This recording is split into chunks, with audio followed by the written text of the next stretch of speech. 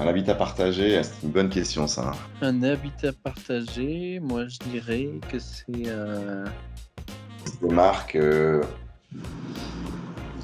il se démarque aussi. Un habitat partagé, pour moi, c'est Parce que derrière, on a tellement de réalités différentes. Ça peut être plein de formes différentes. C'est ça en fait, c'est le truc, c'est qu'on peut pas avoir une réponse unique, c'est toujours ça qui est délicat.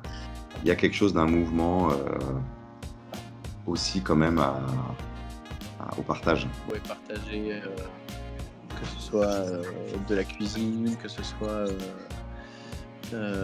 machine à laver. Il y a la volonté à un moment donné de partager quelque chose avec son voisin.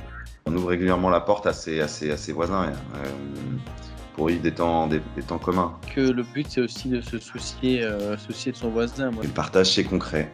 C'est concret, ça se concrétise dans des repas, dans des choses qu'on fait ensemble.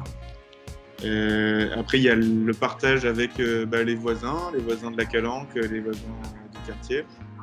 Là, on commence à toucher du doigt le partage.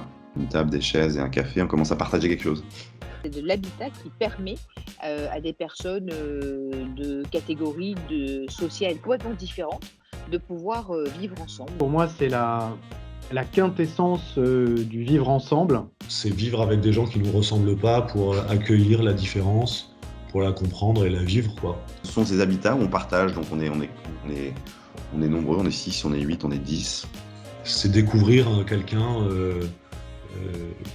qu'on n'a pas l'habitude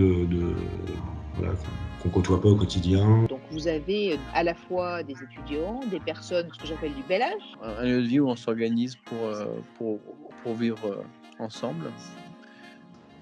c'est pouvoir à la fois avoir son intimité, être chez soi, dans un lieu au calme. L'enjeu étant de vivre chez soi, mais de partager des espaces communs. Et en même temps, mutualiser, mettre en commun certaines choses, donc notamment des espaces où on puisse être ensemble. Je dirais, moi je vois ça comme un lieu où chacun a ses espaces privés, mais aussi des lieux de partage. De la colocation, ça peut être chacun son logement, mais certains espaces mis en commun. Ça peut être chacun son logement et puis un espace tiers vraiment où il peut se passer quelque chose. Mettre en place une dynamique participative où on se dit tiens, on peut faire des choses ensemble. Être chez soi et être avec d'autres et faire ensemble avec d'autres. Donc la définition peut être très large aussi sur l'habitat partagé.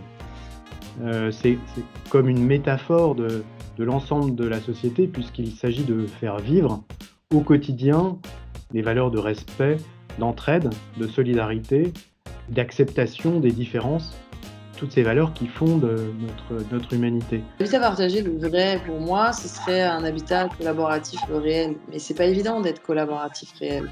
Parce que nous, on est des experts de l'immobilier, donc en fait, quand je dis des experts, c'est pas des experts, on n'est pas sachant dans les besoins. On est sachant dans les réglementations et de ce qu'on peut faire et ce qu'on est capable de faire par rapport à des règles qui sont données aussi par les collectivités. Je dirais un habitat intelligent, c'est-à-dire un habitat où chacun peut donner son opinion sans que pour autant il soit jugé. Ouais, c'est un mode de vie, quoi. On a envie on se voit pas ailleurs, quoi.